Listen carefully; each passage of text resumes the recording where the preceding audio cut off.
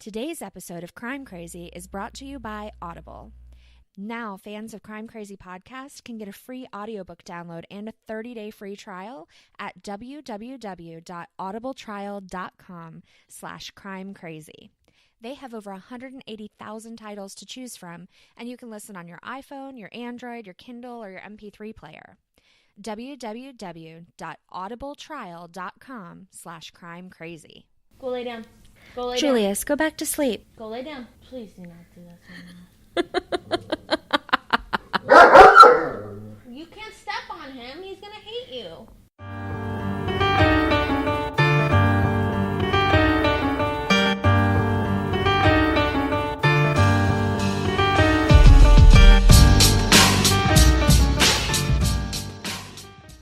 Welcome to Crime Crazy.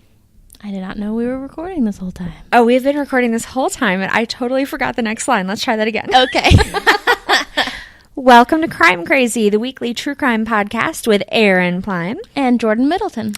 where we prove That we know nothing about our legal system. but we still but we're still crazy for a good true crime story. Aw, we almost slipped, but you brought it in the end. That was good. Man, my head is not with it. I blame the cold medicine. Well, that can do it. Yeah, And we've had a rough week. It's been a hard week. Yeah, What is up with that? It's because I went back to work. I should have never gone back to work. I agree. Ugh. I'm sorry. Ugh. Yeah. But yeah, between that and the weather and the migraines for both of us. It's the eclipse. It's the eclipse. Did you see? Okay, so somebody posted something on Facebook. And I guess this will be kind of old news by the time this episode comes out. But it was this big red banner, and it said, God, if you want us to impeach Donald Trump, just give us a sign. Like, I don't know, blot out the sun sometime in the next week or so. That's funny. Oh, that's clever. Yes. I agree. So, it is, Thursday? It is Thursday. It's Tuesday when they're listening, but it's Thursday now. Yes. How are we doing today? We're okay today. I think we're on a better track today. Yeah. I'm definitely feeling more like podcasting today. Yeah. We've given it a lot of shots. You've come over twice to podcast. Yeah. And now you've come over once, and and we're finally we're here. doing it. After the dogs settle and everything, then we literally had to plan it around them. Yes, we did. We had to I had to come over, let them calm down. Set everything up, let them calm down. Mm-hmm. Then I got up to get my tea, and all hell broke loose. Yep. They were snoozing, and then they're like, nope, no. She moved. So they are good. such big, sweet babies. They are something. I want Julius to be my favorite, but he's still so puppy. Yeah. Well, that was the thing. When he was a puppy, he was so calm and so cuddly. Yeah. He just didn't care. But now he's in this, like, teenage, like... crazy, trying to climb on my back. I would say terrible twos, but dogs age so much faster. So that's why we keep saying he's already almost a teenager. Yeah. So he's in that preteen, I know more than you know. Great. Middle school. Yep. I keep dreaming I teach middle school. It's horrible. Ugh. I'm sorry you keep having that dream. I had it again last night. And, well, see, the thing is that's really frustrating is it's never that teaching middle school is frustrating or bad. Like, my kids tend to be good. Like, I'm teaching good lessons. It's going really well. It's really rewarding. But I know I have this whole other job I'm also supposed to be doing, and I'm frustrated that they've put me in this classroom where I'm not supposed to be. Yep. So, anyway, back to school stress dreams. Yeah, I'll say, but it's like you're dreaming that you have two jobs. That's the stress. Yeah, I feel like I have many, I'm going many to jobs. psychoanalyze that to mean that maybe you have too much on your plate with your job. I definitely agree, especially now. Sarah always tries to, like, psychoanalyze my dreams. She's like, well, maybe the door represents something more than a door. And, like, gets really into it. And I'm like, yes, tell me more. I know. Well, it wasn't Uncle Mike saying that he does that with his students? Yes. He's just That's a great story. Yep. He's so funny. I'm excited to hear your stories because you keep kind of hinting to them. I know. I'm excited about it. I feel like we have stuff we're supposed to talk about first. Yes, we probably do. So, Well, we'll do like shout outs at the end. Sure. But it's still the month of August. So we're still doing the 2 pods a day campaign, which is going great. As of this recording, it's the 17th. I guess they'll be hearing it on like the 22nd or something like that. And they had another Lady Pod Squad podcast that I had listened to on there today, which was cool. We have not come up yet, but we will be there. I know when we I'm are, excited. we'll be like, guys, it's us. I know we're going to go crazy. It's like the anticipation, and it just keeps going longer and longer and longer. I was going to say it's kind of like Christmas, but you know when Christmas is going to happen. Right. So I don't know what to compare this to. It's like if you order something or somebody says they're sending you a package. Oh, yeah, but they don't tell you when. know when it's going to come. Yeah, that's a good idea. Like your box. Like my box, my murder box, which is hopefully on the way again. We'll have to talk about that at some point, the whole Hunt a Killer thing. But I wanted to contact them first because they just started a true crime podcast too. Oh, yeah, I didn't know that. Yeah, oh, that's cool. We need to look into that. Yeah, and be like, sponsor us. Right. Hey, we'll along with Wawa, sponsor us. Right. Thanks. We'll talk about you on our show every day. I always talk about you. You don't have Wawa today. It's in the fridge. Oh my God. Mike loves Wawa tea so much that we have like the half-gallon tea my in the gosh. fridge. I'm not kidding. Wow. It's good. I can't argue. So he gets the lemon tea and then the half the tea lemonade. Yeah. So good. So I feel like if Wawa doesn't give us some attention, we're going to have to start be bleeping out their name. Yeah. People will still know, but yeah, I agree. Yeah. Be like, come on, sorry. Wawa. Yep. No. Okay. So back on track. Anyway, so 2 Pods is awesome. It's the campaign that seeks to introduce everybody to a bunch of new independent podcasts by highlighting 2 a day. And there are reviews and they tweet about it and they have a website and it's fantastic. So definitely check that out. And we'll be on there soon. I know. Guys, when we are on there, you guys better let us know in case we don't see it. Oh, I'll see it. This is the first thing I check every morning. Aw.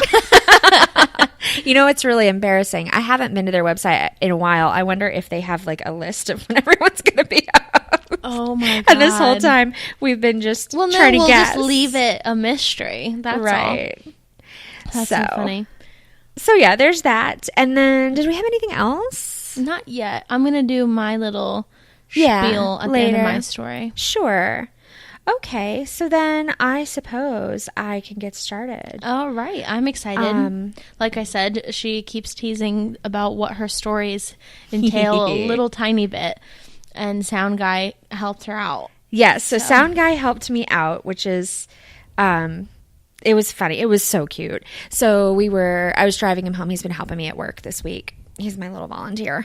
And, I said, I don't know what I'm going to do a story about. I have this one idea for what I might want to do a story about, but just say some random words and I'll find a story along those lines, like a challenge, but unofficial. He says, peanut butter. And I was like, okay, peanut butter. And then 2 seconds later, he's like, I found one. And he's looking it up on his phone. So he read me the story. And as he's reading me the story, I'm like, wait, what? Oh my God. So I typed it all up. And then excited. He actually found me a second one too, but I'm not doing it this week because it would have been a little bit longer. Okay. So I'll do that one later. Possibly he would like to be on the podcast. So that's a crime you didn't do today. That is a crime I did not do.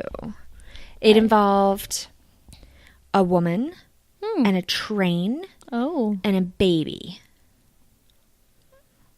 That's all I'm going to tell you. That's so much like Girl on a Train.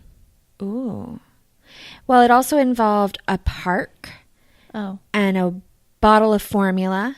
Okay, we're going away. That's going it. away from my thought. Okay. Back to peanut butter. Is this going to ruin peanut butter for me? No, I don't think so. Because I really like peanut butter. And yeah, we eat a lot of peanut butter at my house. I just don't want that to be ruined.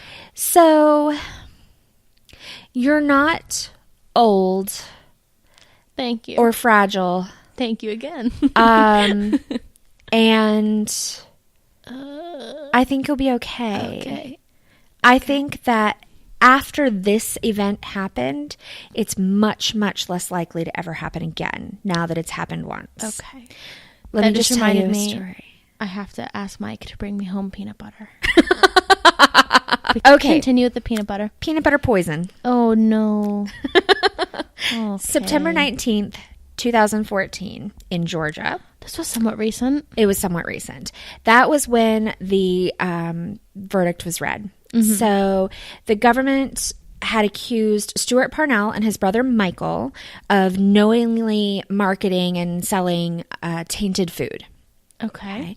So there had been a salmonella outbreak, and they had traced it back to their peanut butter company. They were the owners of, I deleted it right out of here. It's like America's Peanut Corporation, I think was the name of it. And so they were the owners, and they had traced back a salmonella outbreak to them that had happened like 6 years before this court case was decided. So like a long time previous. But it was the first time that the federal government ever got involved and convicted the owners of an organization for a crime that their organization did. Like that, that they were held responsible for the business's actions, essentially. Although there was a little bit more to it. So the trial lasted 7 weeks, which is pretty significant. Yeah. But part of that was because there were more than 1,000 documents, 45 witnesses that came in to point the blame not only at the company, but like the owners directly. Dang. So, yeah. There were 76 federal charges against them. The plant quality control manager, whose name was Mary Wilkerson, was convicted of 1 count of obstruction of justice. She went to jail for 5 years. Dang. Stuart went to jail for 28 years, or prison for 28 years, and his brother Michael, also an owner, went for 20. So here's why this was such a big deal. Shirley Almer was an older woman, and she ate some of the peanut butter, and not only was she one of the many, many, many people to get sick, she also died because of it. So when they went back and they traced it back to the company and they started looking through it, they realized that it was not only like an accidental or an oversight or carelessness or something, but that the people in the company knew that their peanut butter was tainted and they shipped it out anyway, knowing that it was going to make people sick, because it would have been such a huge loss of money to have to throw away all and the poisoning peanut people butter. Isn't a loss of money, right? Poisoning people is totally fine. Right. So they accused him of covering up lab results that tested positive for salmonella. This was the part that just really got me. In the opening statement, the prosecutor read part of an email that Stuart Parnell had written in March 2007 to the plant manager. The plant manager was concerned that the peanut butter was not okay, and do we destroy it? Like, what do we do next now that we have all of this infected peanut butter? And the response was, just ship it. Yep. Ew. So that's how he ended up with most of the rest of his life in prison. Yeah, that's the one who got 28 years. Yes. Okay. I was wondering why they kind of got different times. I'm not exactly sure. It's Stuart Parnell. Maybe he was like the CEO. It was definitely a family-owned business. Like their grandfather had started it, and they inherited it. But most of the articles I read talked about Stuart this, Stuart that, and then also his brother Michael. Okay. So I feel like Stuart was more in charge and maybe had made the decision and whatever, but Michael was just as guilty, and he knew as well what was going on. So the outbreak occurred the next year, 2008, 2009, was when it got really bad. It killed 9 people, and 714 others or more got sick nationwide, and they had to do a huge recall anyway. Jeez. And so the company immediately declared bankruptcy, and that's all over. Never eating their peanut butter. Right. Well, you won't now because it's no longer a company. Yeah, I know, but in case a weird occurrence happens and a son or a Time daughter. warp. Yeah. I was like, reopens the family business. Okay. I thought you meant if like a portal opens up and peanut butter from the past comes into your house, you won't eat it. I would say that's probably just a good general rule of thumb anyway. I feel like peanut butter lasts forever though. Maybe, if it's all sealed up. I don't know. Now I'm afraid of it. Yeah, me too. Thanks a lot. Yeah. So they didn't actually put Parnell and his brother and the product control manager, quality control manager on trial for murder. or even for poisoning people or anything like that. They said that if they had brought up the deaths and all of that, they would have had to prove that the peanut butter was the cause of death, and it just would have been that much more where the defense could have been like, oh yeah, but maybe she was also sick, or maybe they also were this or that or the other. And so they said they didn't even need that to get them like life in prison. Like they had enough evidence. The families would need that. Yeah. So the families were really relieved. There was a quote from Shirley Ulmer's son that when they read the verdict, they read the verdict and then they poll the jury and everybody has to say what they voted if it's a guilty verdict, right? Yeah. So they said guilty. He said it was just relief. And after a handful of people had said that they also voted guilty, like they had to just confirm they'd all agreed. He said he just couldn't, like he didn't even hear it. It was like he faded away and he thought of his mom and it just felt like she was at peace. And so it was a relief, even though I'd be like, give me a fucking settlement. Right. Oh yeah, no, that comes done. next. Oh, okay. Yeah, that'll happen next. Okay, good. So here's how it got infected. They interviewed some of the witnesses were former employees, and they talked about how filthy the Georgia plant was. Inspectors went in. They found roaches, rats, mold, dirt, accumulated grease, and bird droppings in the place where they're processing the peanuts. How does it not get caught? Like, how does like a health inspector not go check out the plant, or do they only clean it one good time when they know the week is coming? Maybe so. I thought that's why they're supposed to just drop in. You know what I mean? Right. Yeah, I don't know how random those things really end up being, though. Oh no, on kids' my guess shows, is they're always like that. Right. They're always like the scary health inspector drops in. Yeah, right. I don't know, but they found a leaky roof, which was actually one of the worst which parts. Is probably where the mold came from. Right, because they said that water because peanuts should be processed in a dry plant. Like there shouldn't be any liquid or humidity or anything. It's like a dry until you crush them up and mix them with oil and make them into peanut butter. And so putting the water, like adding the water to that was just like a what did they say? Like adding gasoline to the fire for the salmonella to grow. It's just a breeding ground for this bacteria. How did the witnesses, like the workers, not get sick? Yeah, I'm like, I don't know. I don't know. Maybe they did. I mean, they were all willing to testify against this guy. 1,000 people. So, or 1,000 documents. I guess it wasn't 1,000 people. Well, 45 witnesses. But 45 witnesses that came to court, I'm sure they interviewed a lot more than that. Oh, yeah. There were a couple of other people that were plant managers who worked out deals and then in exchange testified against the owners. And so, yeah, their lawyers say, oh, this is totally unfair. You can't hold somebody accountable for, they didn't do it. They weren't there, blah, blah, blah. We're going to appeal, whatever. But most people are of the opinion, I think rightly so, that put them in prison. If you, like your story last week with the poisoned pot of coffee, it's the same thing. They poisoned them with something that's sort of naturally occurring and that they didn't intentionally add, but they knew it was there and then just ship it. Yep. That's so scary. Isn't that horrible? I hope no one else does that. Right. Don't just ship anything. So one of the food inspector people was quoted in one of the articles I read as saying, I think this happens a lot more than we know. And that's why we have so many recalls?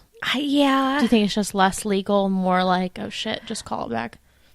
Well, so there are a couple of kinds of recalls. There are required, like mandatory recalls. Yeah. And then there are voluntary recalls that you hear about all the time where there's a good, strong suspicion that there's something wrong with this product, so let's pull it in before it becomes an issue. Well, that was one thing. It was something canned good, and that something got into some of the cans, but they couldn't be sure it wasn't in all of the cans, so they pull it all back. But yeah. I mean, I feel like on the one hand, it's rough on especially small business owners because, let's say that you're I don't know, mixing up a batch of whatever, and you know something bad got in this part, or like you tested it, you don't know that all of that is ruined. Yeah. And you have to decide, like, am I going to risk people's lives on the chance that there might am I be make some money? Right. Or am I going to, like, maybe make my business go under? Although in this case, that was not, they were a huge retailer, or manufacturing. Yeah. And they sold peanut butter all over the country. So it was, I mean, that would not have ruined anything. Like, sorry, pull it back. I'll say you see all these other companies have recalls and then it just picks on like nothing happened. Right. Did I tell you I listened to a podcast? Oh no, I'm not going to remember what it was. Confluence of Events podcast. So they did the Tylenol poisonings, or was it Tylenol or aspirin? What was everybody getting sick from? I don't know. I don't take either of those. I think it was Tylenol.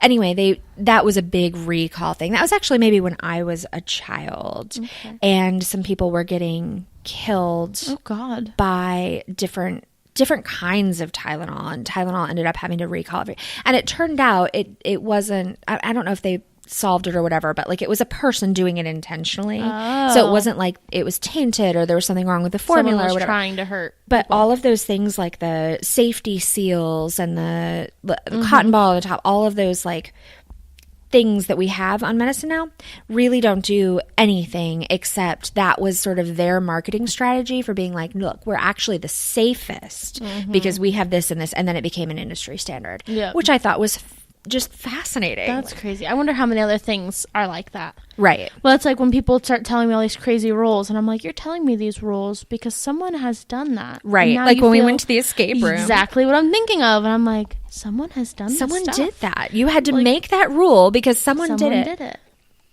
Ow. That's so funny. So that's my story about peanut butter. I'm still a little scared to eat peanut butter, but I'm just going to hope that ShopRite won't lead me wrong. Right. That was really pathetic, though. That's funny. So my thought about all of that is salmonella can be in anything. There was literally this picture of still pink chicken. Yeah. Cut into slices. And the girl, and I don't know if this is real or fake, so don't quote me on this. No. It was a post on Facebook.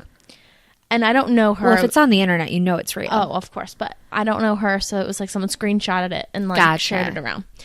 But she said, medium rare chicken. I don't know why. I've never tried this before. I saw that too. It's on like one of those ranker lists or one of those clickbait things. Someone said, that's how you get salmonella. And she said, no, it's chicken, not salmon. Oh my gosh. And I said, oh my God, I hope that she didn't really eat that.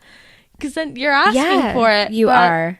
I don't know. People are, I guess, that dense. Well, I mean, eggs, chicken, like anything that can come in contact with it and then be in a human environment, like anything could grow. Yeah. So I don't know. Especially raw chicken. Especially raw or partially cooked. Like, let's heat it up just enough so that the bacteria can really flourish, and then we'll eat it. Yep. That's why I always hate, like, don't consume raw cookie dough. Blah, blah, blah, blah, blah. It's okay if you don't put eggs in it. And I'm like, well, no, this one is like pre-made cookie dough, so I'm sure it has eggs in it. And I'm like, well, I'm going to take my chances. So many people eat raw eggs. Oh, yeah. My dad used to. Yeah. I don't know. But in cookie dough, I think it's less threatening. At work, I used to eat raw cookie dough.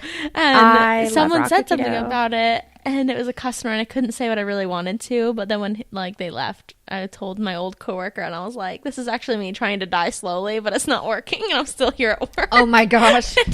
Oh, it was so funny. That's funny. That was my favorite thing. But anywho, this microphone smells a little bit like Julius or like Frankie. Well, it's love.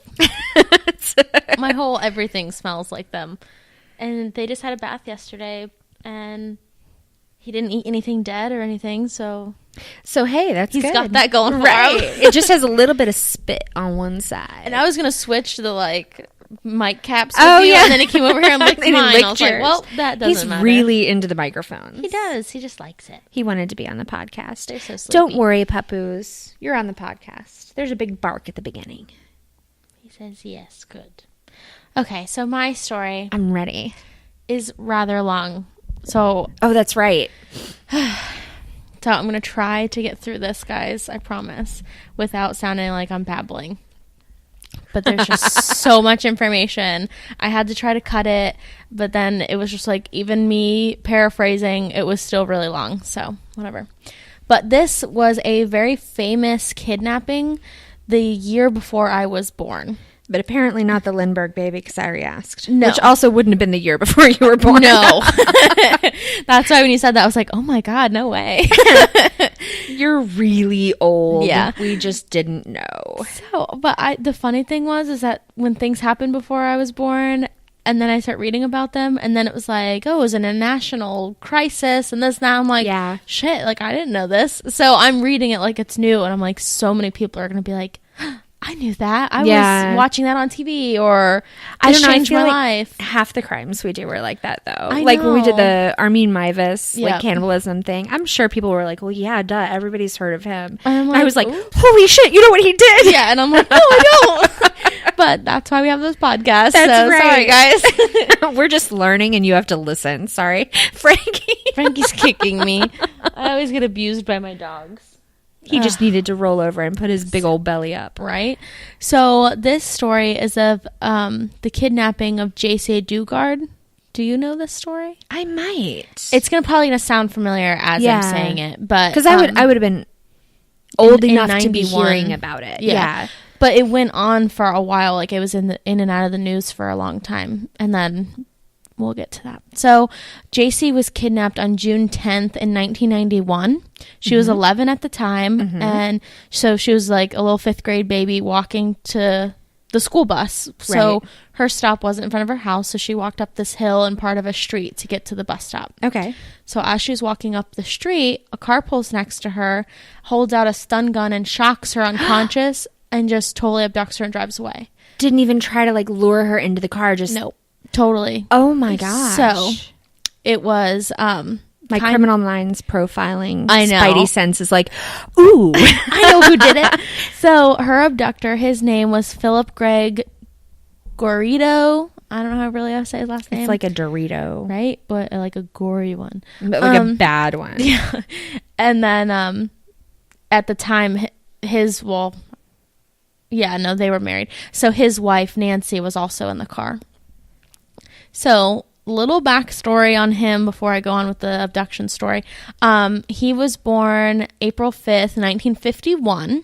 This is the bad guy. This is the bad guy. Okay. He graduated high school, which I feel like most criminals don't. Do you know what I mean? Yeah, like, a lot of... So, I was kind of shocked that he graduated high school. Did he have like a normal childhood then? So, there was not a lot on his childhood. So everything was after normal. High school because that's when his crime... habits started. Right. So in 1972, he was 21. He was arrested and charged with sexual assault of a 14-year-old girl. Oh. The case dropped. Throw him away right now. Throw away the key. Don't Lock even be up. mad yet because there's so much more, I promise. I'll let you know when to be mad because I'm mad now. His crime story goes on for a while. So the case dropped completely because she declined to testify. Well, yeah, because she's probably petrified. I'll say she's 14. So then in 1973, so 1 year later, married a high school friend. She said that he was very abusive and he kidnapped her when she tried to leave him. Oh. Yep. After they were married. Like they got married and then she tried to leave and then he held her. Mm-hmm. So then in 1976, he was 25, kidnapped a 25-year-old Catherine Calloway from it was like southern Lake Tahoe, which is the same area that JC was abducted from. So it's kind of like full circle here. Okay. Drove her to a Reno, Nevada warehouse where he raped her for 5.5 hours. Holy shit. Police noticed a car outside the warehouse, went and knocked on the door. He answered and acted like nothing was wrong. Calloway emerged and was like, "Can you please help me?" And the cops saw her, arrested him immediately. Thank God. So... he was convicted of both state and federal crimes for this. A year later, he had like a psychiatric review that said that he was sexually deviant and a chronic drug abuser, which is why he had this. Okay, so he's a shithead. All right. I would say so. He's a shitty person. But then they requested like a neurological type test, and that doctor said everything came back normal. So there's nothing wrong with him. He's just a shitty person. Exactly. So, but because this was the 70s, late 70s, in court, he testified himself to masturbating by schools in his car as he watched girls. So, don't be mad yet. Wait, there's that is more. All the more reason. This is like the Price is Right. Up. But wait, there's more. So then in 1977, so a year after all of this court and reviews and exams and stuff, he began serving his 50-year prison sentence. Good. So this was like the federal sentence at Leavenworth Penitentiary in Kansas, which I was writing this down, and Mike was like, you gotta do some fucked up shit to end up there. Like, that's crazy. Yeah. I mean, it's one I've heard of, so it's got to be bad, right? Oh, yeah. So I was like, ugh. So while he was there, he met his soon-to-be wife and accomplice, Nancy, because she was there visiting her uncle. So he met her there. Because where else would you find men? Not the bar. Go to the prison. Right. Or the penitentiary, which I feel like is scarier than prison in my head. They might be about the same. I know, but I think the word's scarier. The word is scarier, yes. It sounds much more like punitive and dangerous. Yep. So she was visiting her uncle, and then in 1981, they married while he was there. They were allowed to get married. Yeah. Which I don't like that they could do that. Yeah. Yep. So there's some of that going on. Yeah. With some people that I know. Yeah. So I did not know that was actually a thing. So that was in 81. In 88, he was moved to a state prison in Nevada, serving only 7 months out of the 5 years to life sentence he had. I thought you said 50.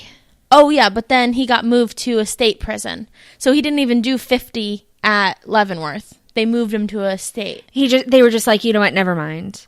Well, they sentenced you to 50, but you'll just do a few here, and then you'll come over here and maybe do some of your... Yeah, they moved him, and they were like, oh, but it's 5 years to life, but you're only going to do 7 months. That's not even... That's not between 5 years and life. I was so mad. So, Are we allowed to be mad now? Almost. He was paroled in 88 and moved in with his mother that had severe dementia. She was pretty much all gone, and he moved in the house and... to take care of her, to take advantage of her?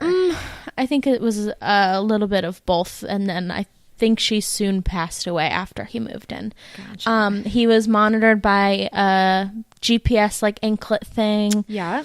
And supposedly he was under such a strict parole, like he'll be fine the rest of his life. Yeah, because I'm sure that so nobody's going to get careless. Yeah, so now you know his backstory and how shitty of a person he really is. Back to this poor girl that he literally just snatched up off the street. When she was dragged into the car, a bunch of witnesses saw her taken. So kids on the school bus that pulled up to the stop saw. Oh my God. Her stepfather at the bottom of the hill usually watched her get up there. Right. As soon as he saw the car stop, he was looking and watching, and all of a sudden the car sped away and the girl was gone. He got on a bike because that was the closest thing, and tried to follow them on a bike. At least, he tried. I feel like in that moment of panic, you just want to do something. Sure. And and you probably could go a lot faster and further on a bike in that moment than you could any other time in your life. So he did chase the car, but obviously lost them. Philip and Nancy drove her, I think it was 150 miles away. It was like, is this the wife he kidnapped? No, this is the wife he married in prison. Oh, that's right. Sorry. Yeah. So, it was like 150 miles away, or something close to 3 hours away, and completely stripped her down so she wouldn't be in the same clothes. And she ended up keeping, it was like a wired ring shaped to like a butterfly, and she ended up hiding that the entire time. That was like the one thing she kept.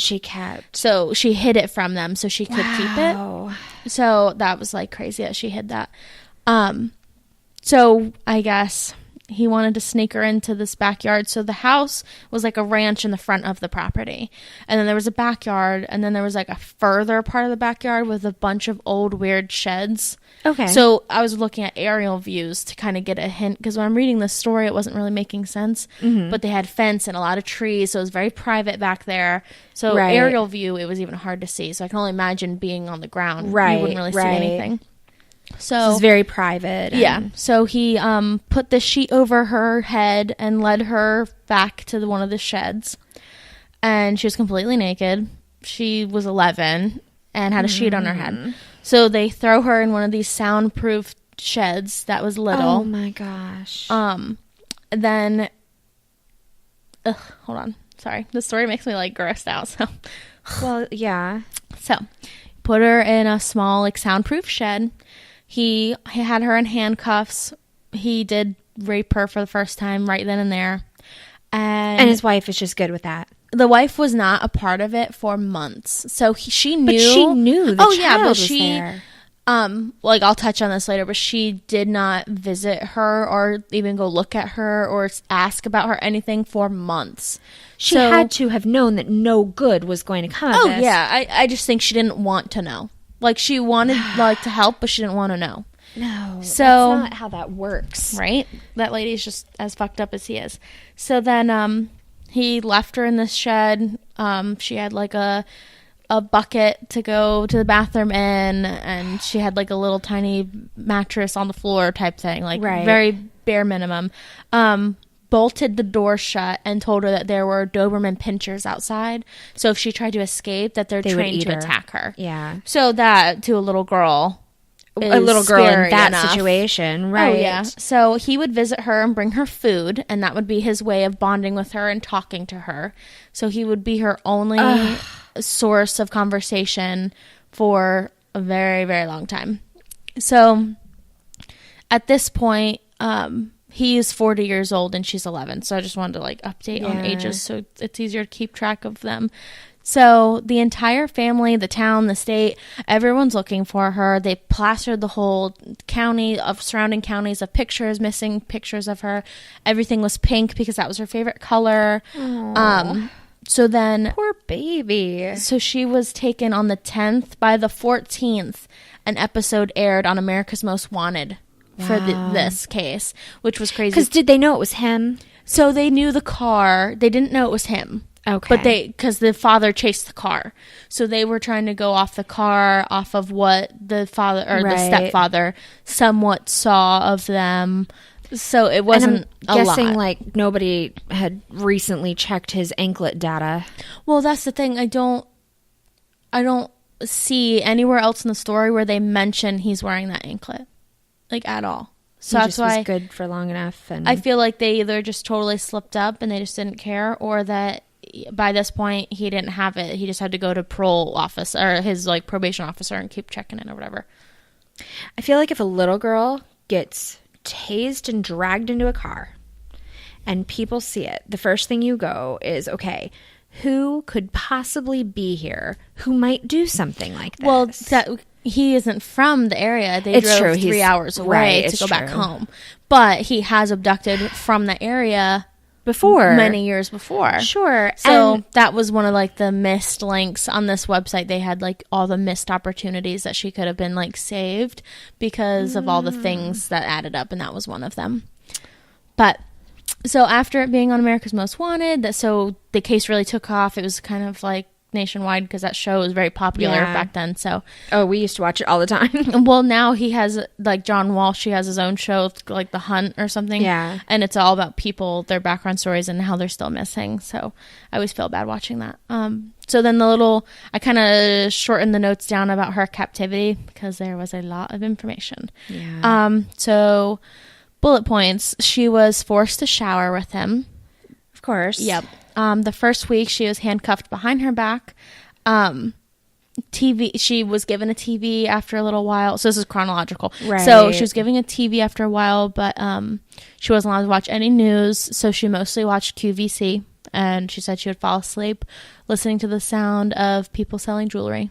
I mean, that had to at least be comforting. Yeah. To know the world is still going on outside. But he didn't want her to know that people were still looking for her. Right. He kept, it was psychological, like no one remembers How you. would he know if she watched the news? Well, that's what I was thinking, but it was like a little rickety TV with like an antenna. Right. So I don't think it really got a lot But I of would think channels, it would get, I would think the news would be like one thing it would maybe get. it was like a threat, like if you get the news, I'll know. Right. Right. She was little. I'm sure she was easily persuaded in that situation. So a month or so in, he moved her to a bigger room where she was handcuffed to a bed, so she wasn't kind of stuck in handcuffs like that.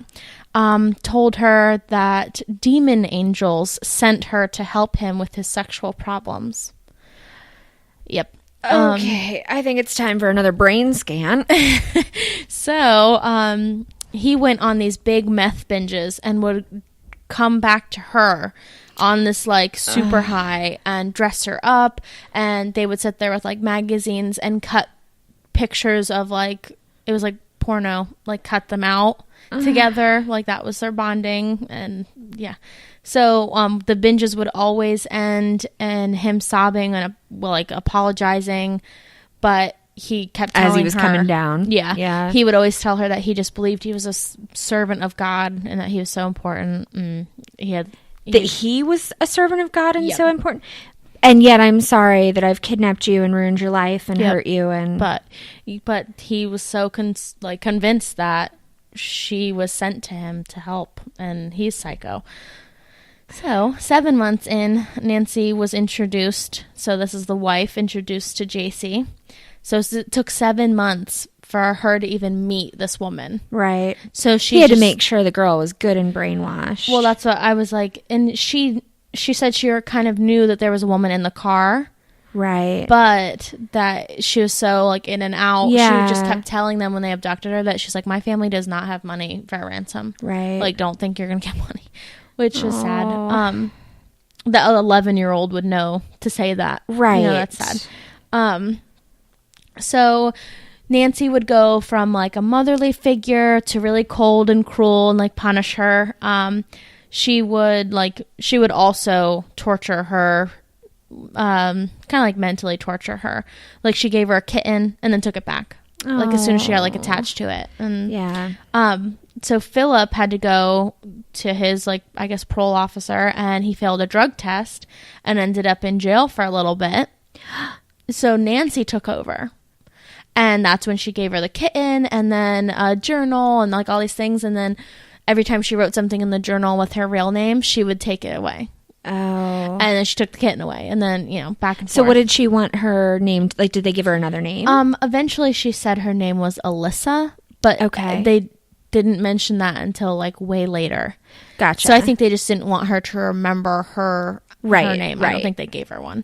But so 34 months in to her being taken. Oh gosh, can you imagine? That's almost 3 years. Yeah, just a little under 3 years.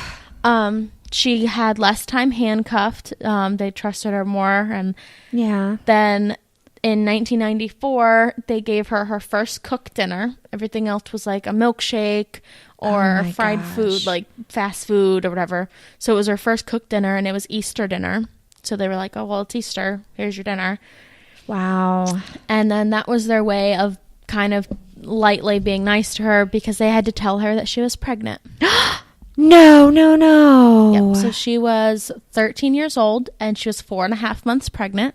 She had no idea about the link between sex and babies. Right. So they made her watch a TV show thing about explaining how it all happens. Oh my God. So she would understand it. So can you imagine what it would feel like to be this girl? Like, oh yeah, the only people in your life at all, like your only human connection, are these monsters. Mm-hmm. Yep. That's why when I was reading it, I was like, I cannot believe that. So she had to watch everything about how to have a baby, how to care for a baby. She didn't even know where babies came from until she watched this show, pretty much. And oh, by the way. Yep. So her first baby was delivered in August of 1994. So she raised her the best she could. And then in the shed. And then she had a second baby because one wasn't enough for them to realize, oh, well, you should just put a condom on so this poor girl. Or let her go. Yeah, well, I know. If they're not going to let her go. I'm surprised they kept the babies. They did. So one was born in 94. The other one was born in 97. So, yeah. They let her outside until one of the neighbors saw her. And they talked a little bit through the fence, and then as soon as he saw that, he put up a high privacy fence and was like, do not, like, you know. So yeah, because that's not suspicious. If I were the neighbor, I would be like, okay, I don't know what's going on, but I talked to this little girl, and then there was a big ruckus, and then they put up a big, like, there's something wrong. Yeah, because I think his thing was like, I should have realized, he said, but I was also very young. I didn't think about that. I just thought, oh, I have a neighborhood friend, and he was just trying to, you know, he's like, do you live here? And she was just like, yeah. And he was just like, have you always lived here? Like, he was just confused, like, how do I not know you? So it was like a kid. Yeah, it was a kid. Oh, okay. So it wasn't an adult, and that was another thing. So then they put the fence up, and then they raised the babies as little sisters, and they had to call Nancy mom. So her included. So the girls, the little babies would... Was she still living in the shed? Mm-hmm. Okay. In the bigger shed with the two kids. Oh, well, the bigger shed. Yeah. Okay, well, then in that case, it's totally fine. So eventually, they all had to call Nancy mom, and he would take them all out, and they would still act like a family. Like, they'd all call Nancy mom and dad, you know. Like out? Out. Like, to a store, to a gas station. So, eventually, JC started working in his print shop as a graphic artist, to where customers were like, she never hinted that she was... No, because at that point, that's all she knew. Yeah. So they were like, she never hinted to this. She never did anything. And I said, well, at that point, she had children. So yeah, even at a young age, your mind switches, I'm sure, to be like maternal instinct. Like, I have to protect my babies. Right. So, of course, she wasn't going to. So she went with him to work. She worked for him. She had customers come in and request her work. So she felt needed in the world. Like, she had so much going on. And there was no way. So, pretty much it all came to a halt when Philip wrote a 4-page essay that he brought to 2 different places to help predators like him. That was his big thing. He wanted to help predators like him. So, to be better predators? Right. To be better people. Like, he's not even trying. What is his advice going to do? He didn't call himself a predator. He said, to help people with sexual deviance like him, or something like that. So he put I know, he's such a freaking idiot. Are you kidding me? He put one copy to the FBI. He brought it to an FBI office. Okay, so he's a fucking moron. Go ahead. And another copy he drove to the University of California and to the Berkeley police station. Right. There. And he had his 2 daughters, which they are his daughters. Yeah. But, you know, the 2 youngest the little ones. Right. And they said that the girls were very shy and timid, and they were very pale, and they were very... Because they live in a fucking shed. Yeah, and they were probably shy because he's psycho, and they know, like, don't make him mad. So then when he was turned away, and they were like, you can't just present this right now. You have to make an appointment. So he was like, okay. So he left his name. But that was good, because then they ran his name and was like, good. He was, a year before this encounter, he was barred from being around any children whatsoever. But he came in with children. So then he tried saying, well, no, these are relatives, kids. They know I have them. It's no big deal. They didn't even touch on the fact that he drove out of his perimeter that he's allowed. Sure. They didn't even touch on that because the children was more important. Well, sure. So they went and searched the house, and they didn't see anything. Obviously, including children. They're in the fucking shed. Yeah. They're in the shed. I know. I was like, you gotta be kidding me. So, finally, like the next day, he had to come in and talk to them or something, and he did, and he brought the whole family along. So Nancy and JC and the 2 babies. I think he thought he was so smart, and that it wouldn't matter, and that he was so clever about this that it wouldn't mean anything. So when they split them all up, not the babies. I didn't ask them anything. I mean, they were kids at this time, but I keep calling them babies.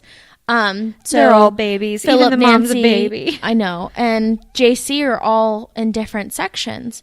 So this was like, so how old would she have been? She was in her late 20s at this point. Holy smokes. Yeah, because she was in captivity for 18 years. Oh my god. Yeah, so the kids Can really you imagine her parents. Yeah. So she was all split up. They were all split up, and they started questioning her, and she was getting very aggravated, and she was like, you know, why are you interrogating me? I didn't do anything wrong. Right. So they're like, well, we just don't understand your relationship with them. Like, who are you? Right. So then she started lying, and that's when she said her name was Alyssa. Oh. And she stuck with that, and that she said she was a battered housewife from Minnesota, and that they offered to hide her and her daughters there. Yeah. All you have to do at this point is be like, hey, where are my kids? Go grab them, and then I'll tell you what's going on. The kids were there. Everyone was there. Right, but just like go, just go grab them and let's go. Put them in the room, and then I'll tell you. So then she kept getting really like agitated with their questions, and she was getting unreasonably angry. I hope that someone realized that was not okay. I think they did. So then Philip eventually admitted to kidnapping and raping her. Oh. So then she was like, oh yeah, no, I'm JC Dugard. Like, this is me. Those are my kids. He raped me. I had those babies. Like, then it was like a spew. All came out, and then police said that she had like Stockholm syndrome. Yeah. But she was later interviewed and was pissed off that people ever said that about her, because she was just like, until you're in the situation where you need to survive, so you need to be what'd you say, compassionate with your abductor to survive. She's like, I don't want to hear that. She's like, I knew where I belonged. I knew my family. I never forgot them. So when in an interview, she said, I used to look at the moon and sing the song my mom and I would sing when I was little. Oh, you're going to make me cry. I'm sorry. So horrible. It was so like touching. So she kept that little butterfly ring she had from when she was little this whole time. She had to raise her children, but when the children were like, they actually started talking, they were so intelligent and they were so clever. She did and such a good job. Just from watching shows, because her education stopped at the 5th grade. If she even got to go to any of the 5th grade. I think it was like her first day of school or something. Like, how dare you? So then eventually the whole sentencing process came. That took so freaking long. So Philip pled not guilty to kidnapping, rape, and false imprisonment. Even though he'd confessed. That's why I was like, what is that? So then they probably did some like stupid shit like, oh, well, we didn't read him his Miranda rights. You know what he's saying. Some blah, technicality. Blah. Yep. I feel like this would be open and shut, because you would take DNA from mom, the girl that was kidnapped. You would take DNA from the dad. Yep. You would look at the ages of the children and go, there's no possible way that these people exist legally. Yes. Nope. So they had the first judge, there was a bunch of stuff I cut out, so I'm like super paraphrasing right now. There was a bunch of drama with the defendants. I got like all like the lawyers were like, there's some problem with one lawyer and he was involved with something else, so then she had to get a new one, and there was a bunch of drama, so it took so long. But at first Nancy's bail was set at $30 million, and that there was no bail set for Philip. Good. So then after a long drama time, that's where this all happened. And like a bunch of like little hearings, they were in and out. So from 2009 to 2011, Philip pleaded guilty on June 2nd, 2011, and was sentenced to 431 years. Good. Yeah. To life, which, you know, if you live that long. Right. And Nancy, just in case you outlive that, you still have to be in jail. And of course, Nancy did not get that long. She got 36 years to life. How old was she then? Like in her 40s? So Nancy's age never really popped up, so I'm not sure, but I'm hoping she gets closer to life. Considering if she was like at least 40 or like, then she'll be an old lady when she gets if she gets out, if she's healthy in prison, if they don't kill her because she's a child abuser. And normally they don't last long in prison. Like I think in men's prisons that's true. I'm not sure if it's true in women's prisons. I feel like, but women would be so like, how do you do that to a child? Like, I wish I could hold my child, and you're out there doing this to someone else's. Like, I feel like that like mother bear would come out, but I don't think that they would get severely hurt, because I don't think women are physical. I think they're more. I mean, they are sometimes physical, but. So depending on what kind of prison she was in, I know my only experience is there were a couple of people in prison with a girl that I know who's in prison, who had hurt young children, or like one of them had like molested a 12-year-old or something, and people shunned her, and they didn't include her, and they didn't give her like, it seems from my very limited experience that women are pretty nurturing to other women in prison. Like there's a lot of animosity and a lot of cattiness and all of that too, but for the most part when you come in, they know how awful it is, they try to make it a little bit better, and those women did not get that treatment, but they didn't get taken into a bathroom and molested or sodomized or all of those things that I feel like would happen immediately on any crime drama and in any men's prison. That's true. So I don't know how or what kind of prison she went to.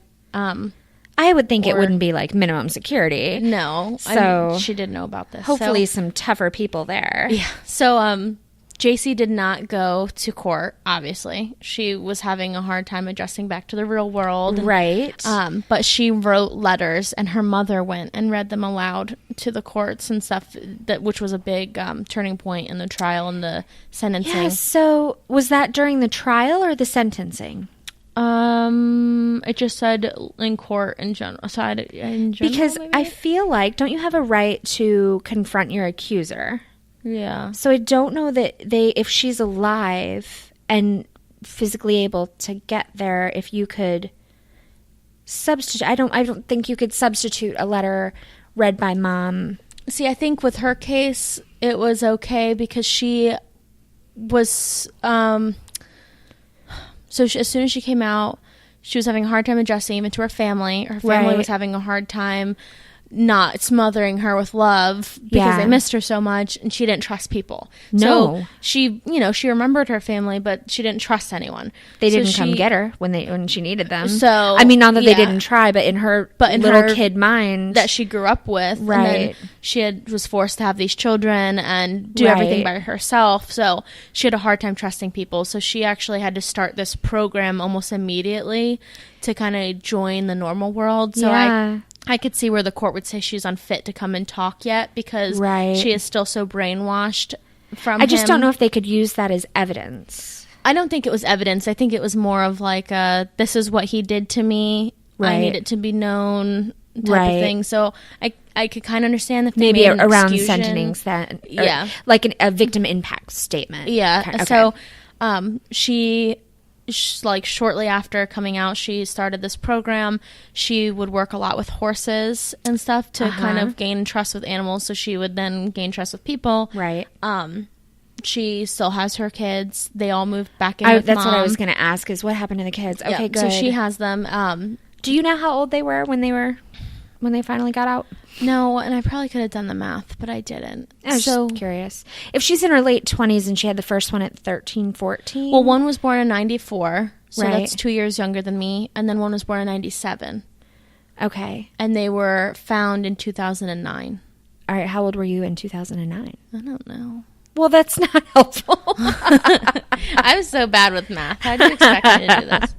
All right, quick pause for math. So the youngest was 12, and the other one was 15.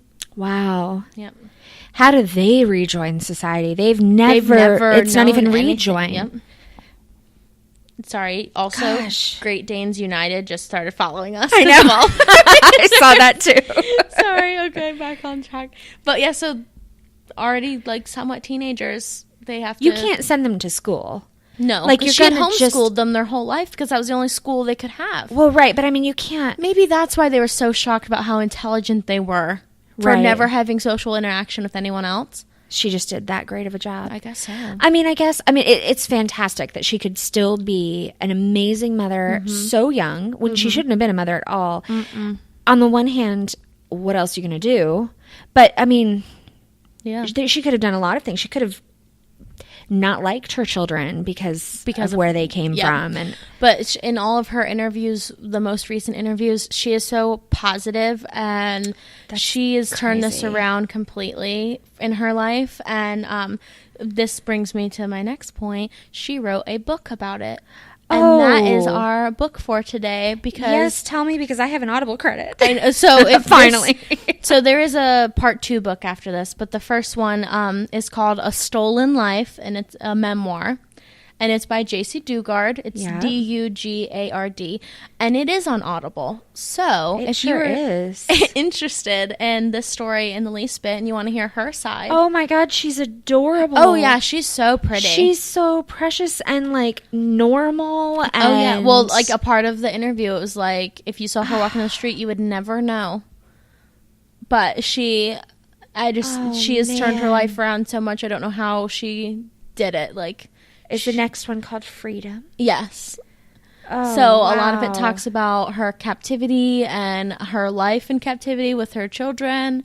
And then I think Freedom is her out and like getting back into society and learning to trust people again. But it is on Audible. So if you haven't used your free Audible trial, right, just go get like it is audible.com/crimecrazy. Audibletrial.com. I knew I was missing something. Yeah, no, I do that all the time too. Audibletrial.com/crimecrazy. And you get a free book and a free month. Yeah. And, you know, if you don't have Audible currently, just go do it. Even if you don't end up using it and keeping it, like, fine, you can cancel. I don't think you will, but you can. Mm-hmm. So. But that was my story. Okay, well, that was heartbreaking. I know, I'm so sorry. But it had a somewhat happy ending because she's back in life. Yeah. And she's doing better than ever. And in one interview, they asked her if she would be okay if her children would want to go see him in jail and, like, visit him. And she said, she was very, like, diplomatic about it. She was like, I cannot make the choices for my children. That is their father, technically. But she was like, I would not like it. She's like, but I can't choose for them. They have to make their own choices in life. And I was Did the children have any fondness for him? I mean, it doesn't sound like he treated them a whole lot better. They all, when they were being questioned, pretty much repeated the same few things over and over again, which was a big they were thing, trained like, to say, like, oh, he's a good man, he's a changed man, he's never done anything bad to us, type of, like, mantra over and over again. So I don't know if they really do, or if she was like, you just have to do what he says, but know in your heart that this is not right. Like, like, I don't know how she raised them to think about him, but gosh. Yep. So that was my roller coaster of a story. Wow. Yep. That poor little girl and her poor family. Yep. Okay. Sorry. Well, but it was a good story, and I guess I didn't know anything about it. I feel like it's sort of vaguely familiar, but I certainly didn't know any details. Because 2011, I was definitely watching news. Yeah, that was not very long ago. Yeah, I graduated high school then. Right. So, wow, you're a baby. Thank you. So that's why I was like, dang, how did I not know about this case at all? Like, I feel like that would have been public, like, everywhere. I don't know. But, yeah, that was my story. Gosh. Okay. Well, I have a story about 5 guys. But not 5 guys like your story about 5. These are 5 actual guys. Oh, man. All right. Okay, so my little story is about Brian Anderson and Willem Kopic and 3 of their friends. Okay. They went, and I'll name them in a little bit, but they went camping 2 days after Thanksgiving in 2007. Okay. Just camping. They decided that they would sleep in a cave in Malibu Hills. It was a really popular party spot. Like, lots of kids would go out there. They were in their, like, very early 20s at this time, so they were young, and they were going to go party. On the way out, they stop at a, like, convenience store, and they pick up, like, wood for a fire, and they pick up beer and snacks and all. They take it out to the cave, get absolutely drunk. At some point, they decide to start a fire because it's night and they're camping. Okay. It's technically illegal. But they start it, like, in the mouth of the cave, and then they proceed to party for quite a while. Around 3:30 in the morning, I don't know if they were planning on going to sleep or if the cave got smoky or they were just drunk or what the deal is. But Brian and William kicked all of the embers, and I guess a pillow or a pillow slip had caught on fire. They kicked it all out of the mouth of the cave, like to get it out of the cave. But then the fire just took off. So the air was really, really dry. The wind was gusting up to 60 miles an hour. Jeez. It just flung all this burning material out into the woods, caught everything on fire. There was another guy, one of the other friends was Brian Franks, and he tried to put out the fire, but he couldn't. It was gone. Just too late. Yes. The other two who were there, Dean Lavarante, perhaps, and Eric Ullman, there's not really a clear picture of what they did, but they didn't try to put the fire out. So whether they just didn't know it was happening or they were just partying or whatever, they didn't do it. So all of the men left and they didn't ever tell anyone about it. But the fire became right.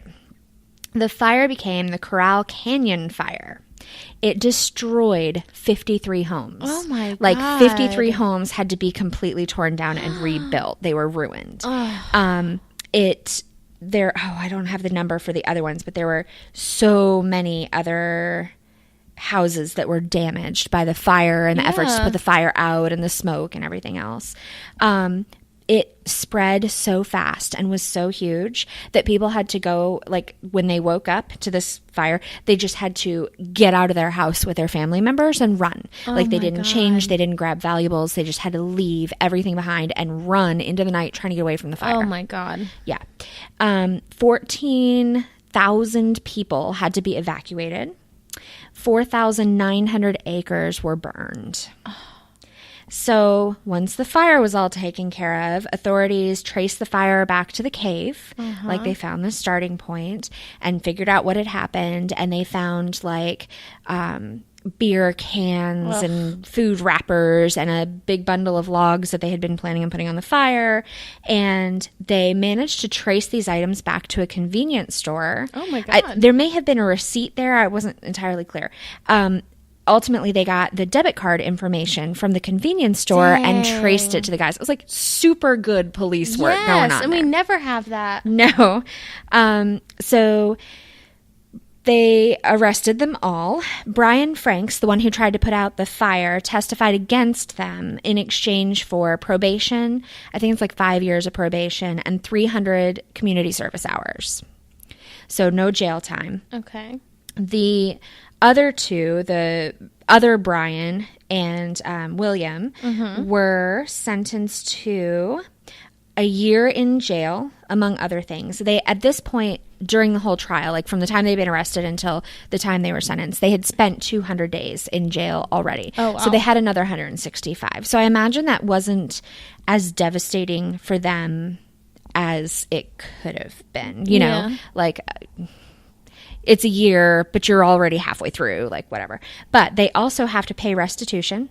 They said just the firefighting costs, which the judge said you're required to pay for that. So at minimum, so it's going to be more than $7.7 million just to put the fire out. Not including... divide that by 5 in each person? Or like 2.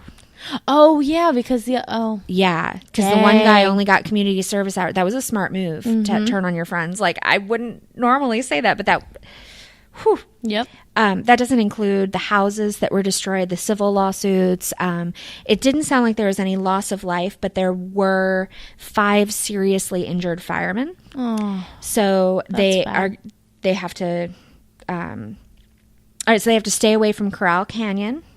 They had to do 500 hours of community service after they got out of jail, and they have to write a letter of apology to each of the 53 homeowners who lost their homes, oh, wow. the 5 seriously injured firemen, and all the authorities who helped to evacuate the people.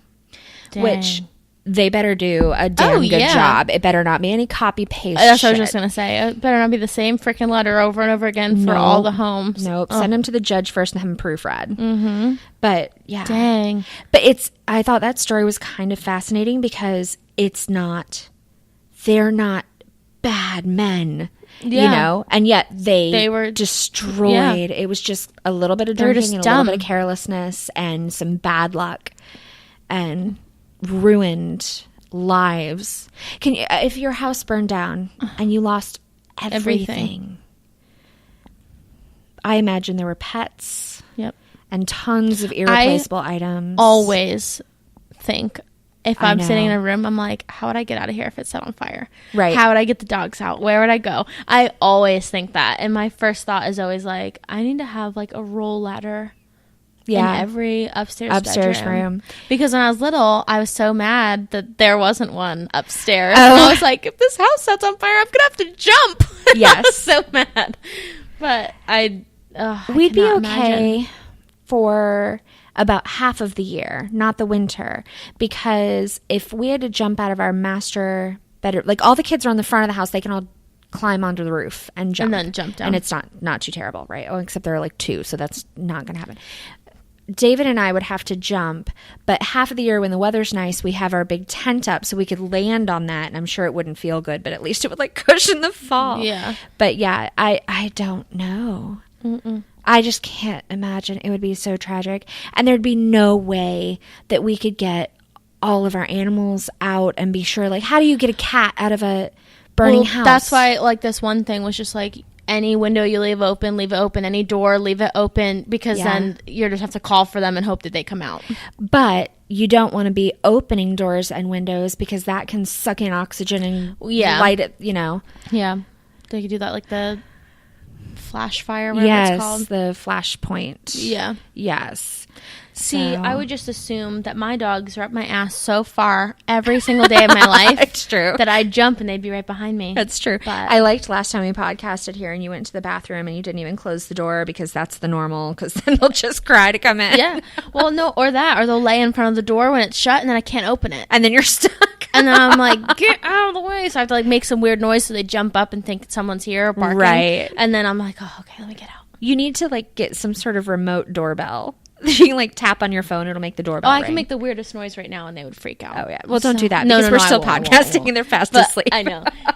No. Anytime Frankie's all contorted like that, he's asleep. Yeah, he is out. All right.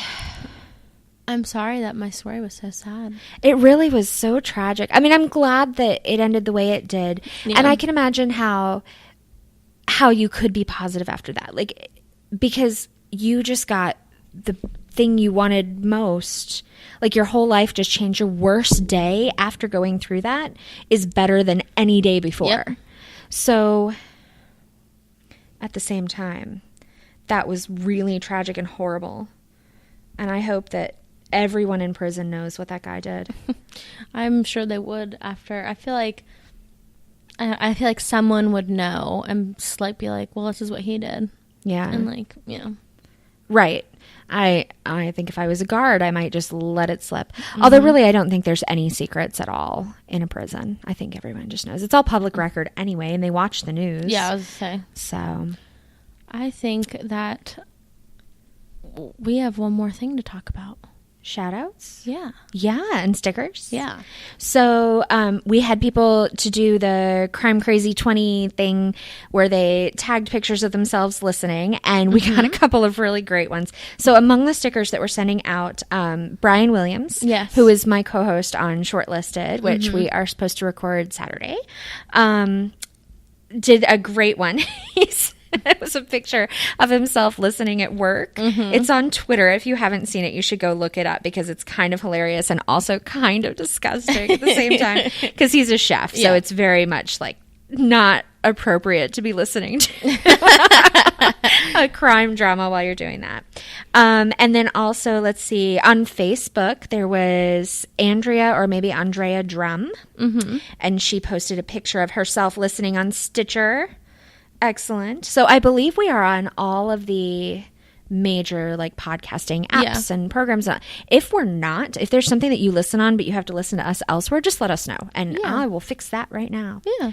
So shout out to both of you guys, and stickers are on the way to anybody who participated. Mm-hmm. Was there anything else we needed to talk about? I don't think so. I feel like it's like slowing down. Yeah. It's It's not really. We're just getting better at putting all of this stuff in there. Yeah.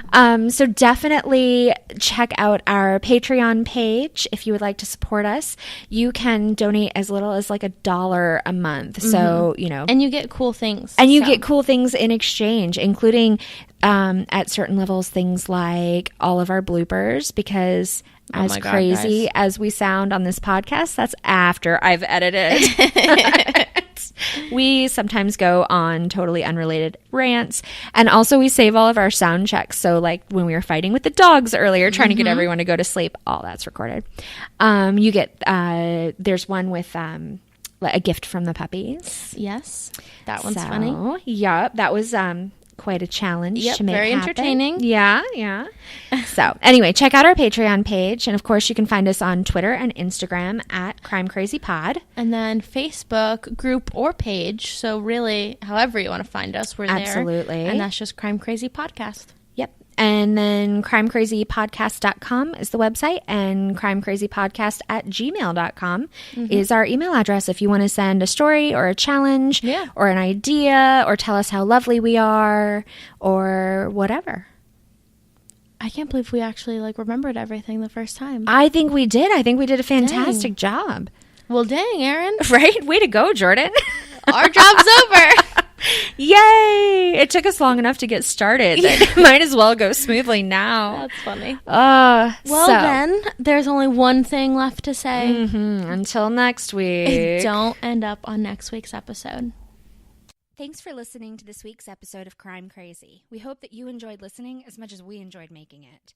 If you like our show, please tell a friend, or better yet, subscribe, rate, and review on iTunes or your favorite podcasting app. We really appreciate your feedback and want to give you a shout out on the next episode if you leave us a review. If you leave us a review somewhere other than iTunes, just let us know. If you loved our show, consider donating to our Patreon. We have lots of great surprises that we want to share with anyone who supports us. And let's be real, it's really just an excuse to send you cool stuff. Thanks again, and remember, even though we really have no idea what we're talking about, we'll be back next week to talk about it all over again.